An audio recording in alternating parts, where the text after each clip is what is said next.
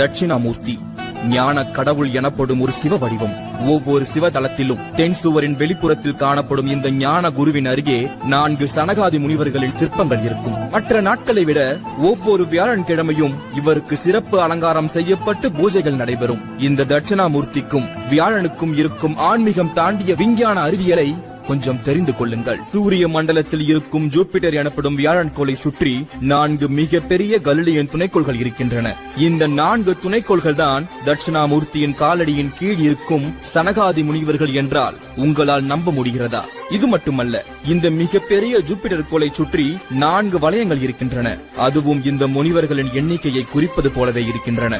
இந்த துணைக்கோள்களும் வளையங்களும் 1610ஆம் ஆண்டில்தான் கண்டுபிடிக்கப்பட்டவை. ஆனால் இந்த எண்ணிக்கை அன்றைய சித்தர்களுக்கு எப்படி தெரிந்தது? இந்த இறைவனின் சிறப்பு நாள் வியாழன் கிழமைதான் என்று எப்படி அவனால் கணித்து கூற